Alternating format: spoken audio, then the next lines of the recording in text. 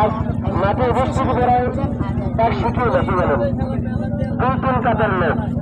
এখনো অনেকে অনেকে বাড়িতে আছে। আপনি সকলে মাঠে চলে আসেন। পরবর্তী সময়ে টাইম হওয়ার মুহূর্তে যখন আসবেন, আসলে যখন নামাজ না পাবে তখন মাঠ কর্তৃপক্ষ বা নৌকার বায়ুমাংসের আগে নামাজ শুরু করছে।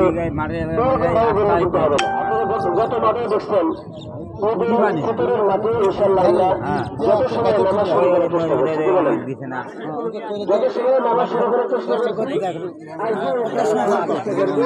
যত সময় নামাজ আদায় করা। এই জন্য যারা যেখানে আসেন না কেন আপনি দ্রুত মাঠে প্রবেশ করুন।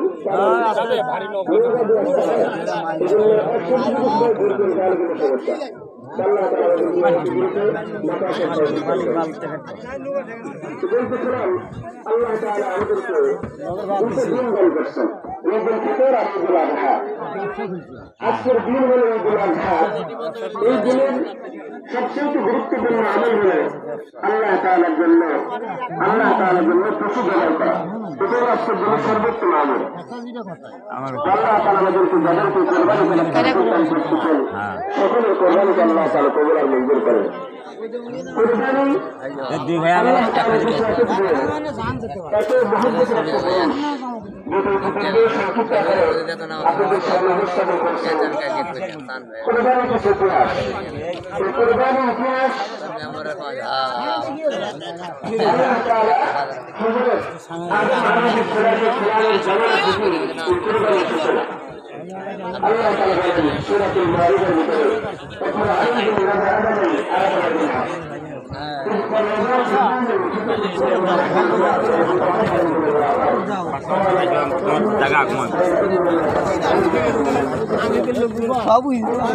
একটা দোপা সব খালি বিএমপি লোক দান খরচ করবো।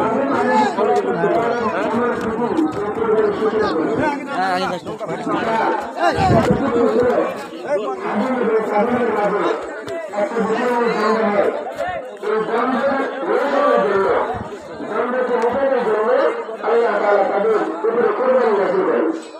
তোমরা কোরবানি করো, যার কোরবানি কোরবানি হবে সেই বিজয়ী হবে।